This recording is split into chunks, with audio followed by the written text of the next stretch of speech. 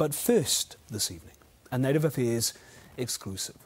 2 months after burying his partner and son, teenager Hayden Tukiri is still trying to come to grips with the death of his high school sweetheart, Casey Nathan, and their baby boy, Kymani.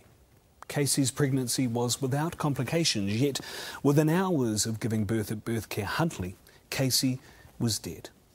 Kymani died a couple of days later, and both mother and son were laid to rest in one casket at whanau Urupa. So what on earth went wrong?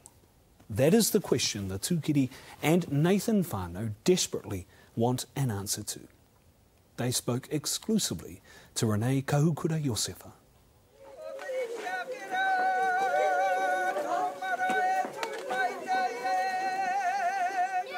No one should ever have to bury their own child. To bury a grandchild would be no easier. To do both is unthinkable, but that's the brutal reality that the Nathan whanau are coming to grips with.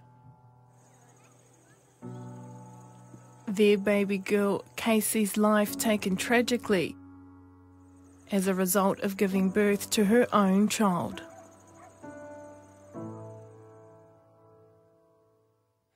Good afternoon and welcome to Ngātawahi High School. Today we're talking to, what's your name, love? This is Casey Nathan, Hi, Charlie. So what do you do around the school? a bubbly girl, full of life. Well, what I say to you, you can't laugh. We're on camera. The apple of her mum and dad's eyes. Bubbly child, happy, she grew up happy. Real ihu. Real ihu child, you know. We had to tell her to go away because she liked to go up and have a look at people and all that, you know. She was a nice girl, I love her. A few years ago, the energetic Casey crossed paths with a young Māori boy, Hayden Tukiri, who immediately stole her heart. 3 years into their relationship, the young couple were delighted with the news that they were going to be the proud parents of a baby boy.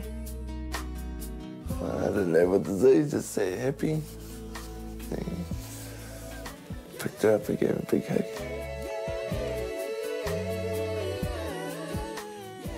We just looked at each other and smiled. So, that's our baby. Casey and Hayden had the full support of their whānau, all thrilled at the prospect of a new moko. For Hayden's mum Karen, this would be her first grandchild. Yeah, we're all excited. Going to be a nanny for the first time. Hayden's going to be daddy. Casey's plan was to have her whānau at the birth of baby here at Birth Care Huntly. Hayden says Casey was so excited about being a mum. She studied up on pregnancy and birthing and was proactive in finding a midwife. She chose a new graduate with just over a year's experience. The 9 months of her pregnancy flew by with no problems at all, and before they knew it, Hayden and Casey were off to birth care. Their baby was on the way.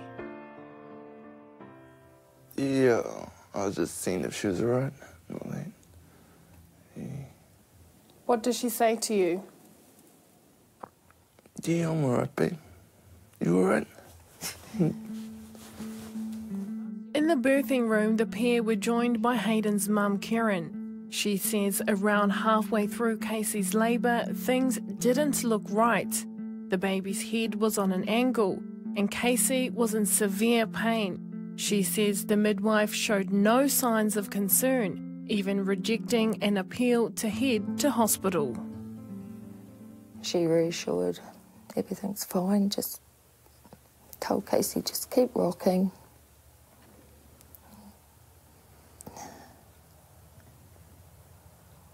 So we put our trust into the midwife. Trust they now regret giving. Casey's cries for help haunt Hayden to this day. All I can remember is her just telling me that she's sore. Can't handle the pain. Yeah, she kept reassuring, everything's fine, you're going to have a baby very shortly. Everything's good, you're doing well, Case. You're going to have a baby very soon.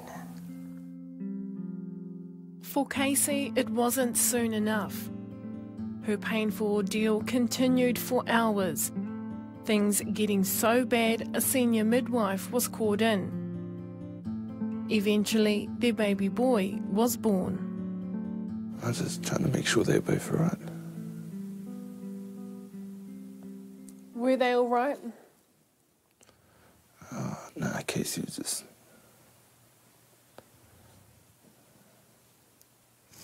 She's just getting hot and cold, couldn't breathe.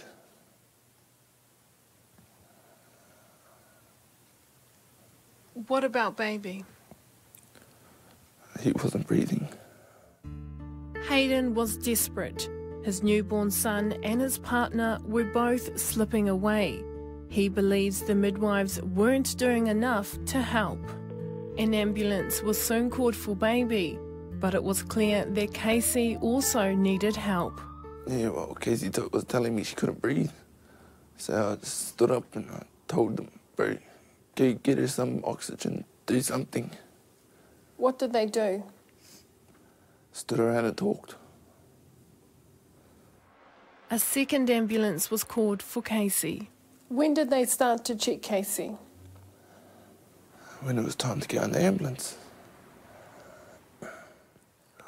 When we left the birth care, she couldn't talk. Her eyes just kept rolling.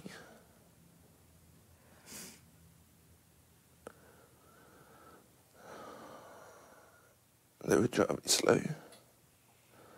No sirens, no nothing.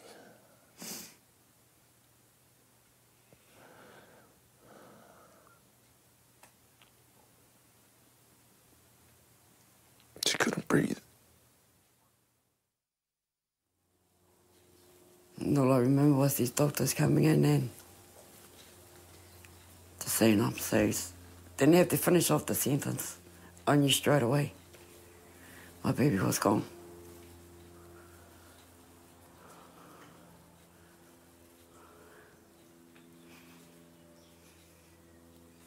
Couldn't believe it until I had to see her. I tried to wake her up. She was my baby. For her to go that way,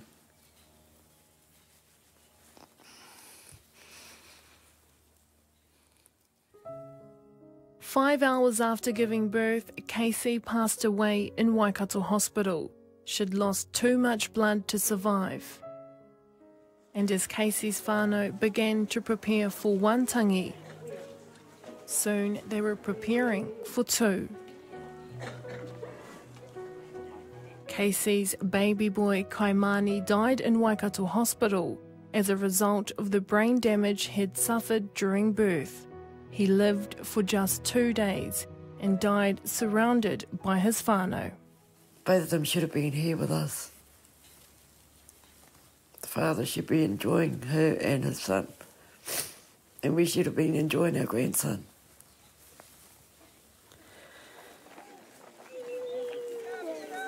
While the whanau have laid their loved ones to rest, they are far from being at peace. They have so many questions about what happened during Casey's labour, questions they want the midwife to answer. Why? Why did it happen? No 18-year-old should ever have to go through this. No one, full stop, should ever have to go through this. No one. Ever. Today we're talking with Sharon. Answers about what happened to this vibrant girl and why are the focus of a coroner's inquest, whose findings could take more than a year to be revealed. Too long for the Nathan and Tukiri whanau. They want to know who, if anyone, is accountable for the deaths of their loved ones. They are critical of the health system that they say allowed a newly graduated midwife to work with little or no supervision at all. How could a midwife that's been out for only 18 months be there on her own with a first-time mum anyway, full stop? She should have a backup. We approached Birth Care Huntly, the New Zealand Midwifery Council and the College of Midwives to respond to the concerns of the Nathan and Tūkiri whanau around the quality of care given by Casey's midwife.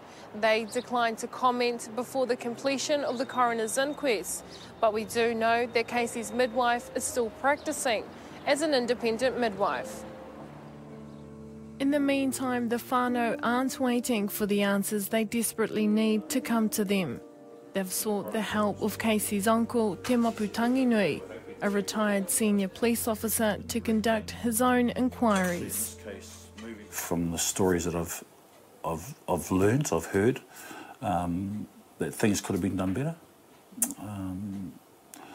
That perhaps qualification in that area of midwifery could be looked at and should be looked at. That supervision of an early or graduate from the system, should be monitored. And what do they mean by monitored, or what do they mean by supervision? Because the family are struggling at this moment to even cope with daily living, with the thought of nothing happening in their minds. So, there is some hope that I could possibly provide the family by at least making a start on a process to find those or seek those answers. Until then, Hayden and the whānau struggle on. They hope that one day soon they'll find closure to this agonising ordeal. Renee Kahukura Yosefa with that exclusive report.